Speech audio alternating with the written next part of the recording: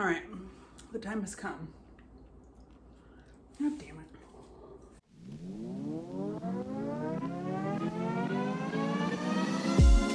Everyone's home. The animals are not in here. This looks like shit. Here we go. This is fun.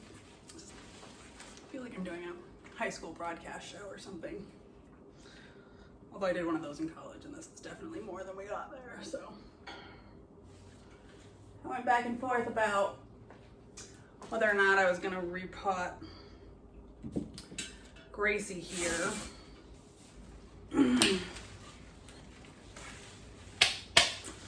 But I don't really want her to go another however long without one.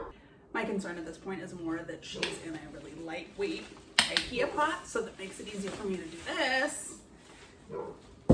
But it also makes it easy for her to go, which is what happened to her twice during the last windstorm when she was outside.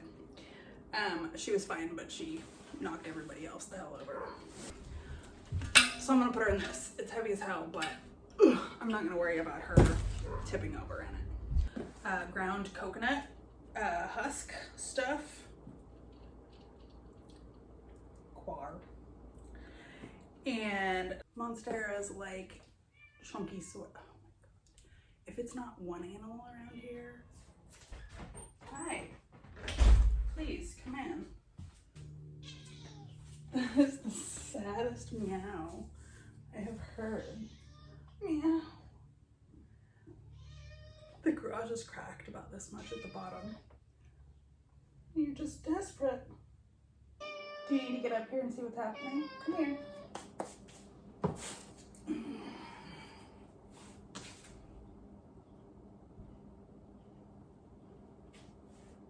Is that what you needed?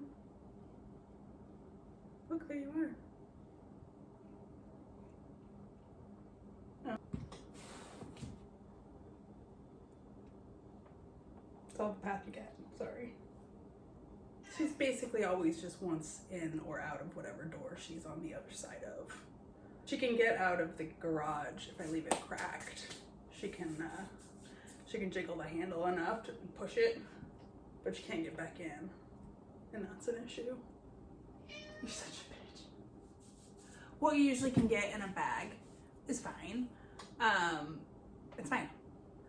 I know that I have a lot of tropical plants that are fine in that, but would prefer a soil that's more like what they would find in a rainforest or tropical forest or wherever they are. They are used to barky texture in their soil because it's always at the base of a tree. And so to do that, I can either add bark to ready-made soil, to which I also always add perlite. At some point I just said, why aren't I just making it from scratch? And then that way I can make it more specific to each plant. You just have to start with a just a neutral base of some sort.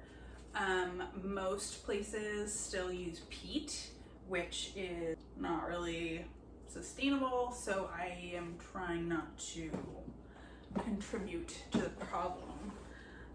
After I discovered this and how easy this is and how much better it is for the environment, because this is plentiful. Coconut's amazing for everything. Now to this, I am going to chunk this up because I am doing a monstera. So I am going to add lots of bark. Dirt on my face. All right.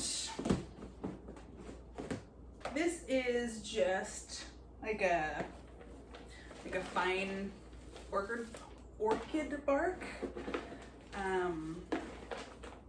Sometimes I can find the coconut chips on sale, and those are basically the size of these, but they're like just pieces of coconut husk with, instead of whatever. I am gonna go ahead, I don't know how much this is. We have the bag. There's so I am going to dump it all in. I am eyeballing this, by the way. Worst case scenario, you'll make it too chunky and they'll dry out faster than usual and you'll just have to water them more often. It's not quite as chunky as I would like it. But before I add more, I'm gonna add the other stuff and see if that makes a difference. So this is ridiculous and I am not sorry about it. And if you would like to also do this, call the number on your screen. Okay, bark, done for now. I'm gonna add charcoal because charcoal kind of acts as a filter and filters out when everything gets a little too soggy, and normally it would maybe mold a little bit or get some fungi, something going on. So charcoal just kind of helps filter that out, plus it adds a little bit more chunk. A little of this goes quite a long way, so just like, I don't know, how much is that? Half a cup? Do it like a cup.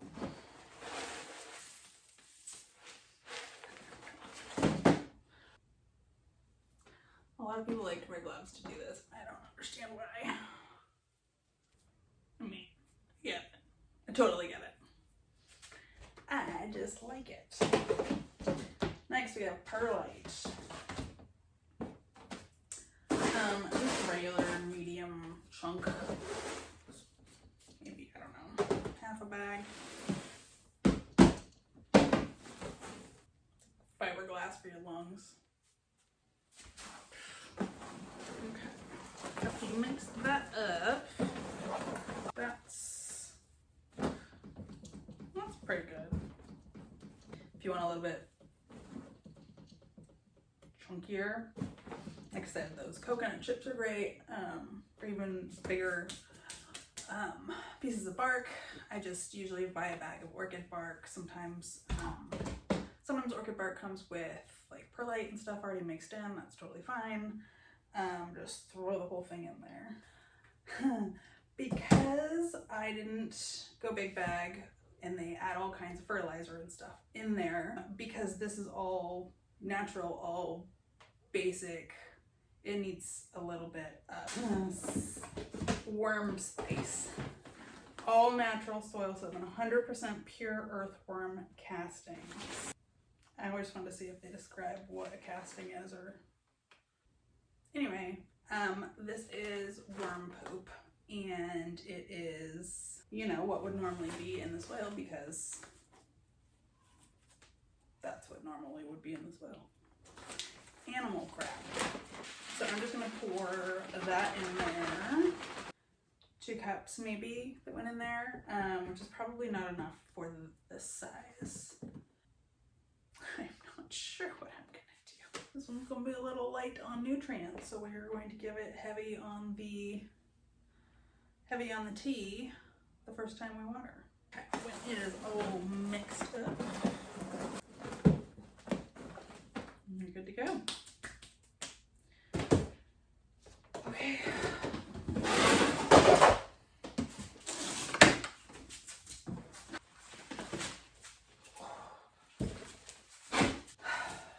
I am going to talk through a monstera right now. God. Okay. I'm really happy with her shape right now and the way she is on her pole and everything. So honestly, I'm gonna do as little as possible. I am just going to like do a direct pull her out and put her back in, rather than mess with all the roots and everything.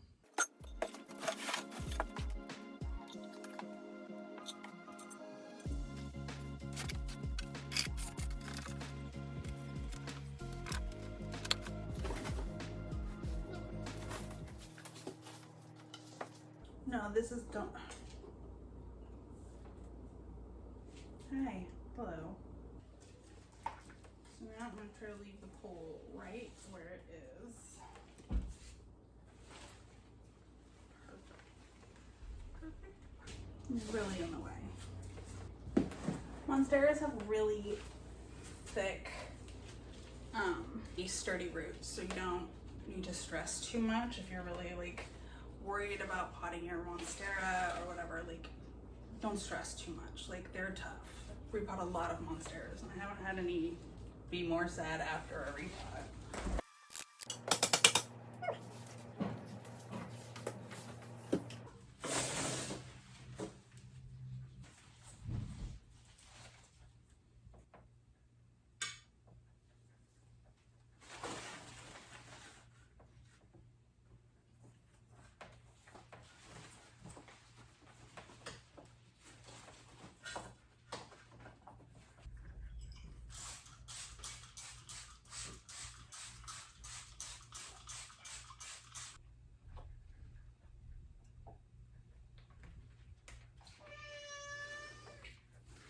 I'm almost done. I'm almost done. And we get to go rearrange the bedroom. Yay!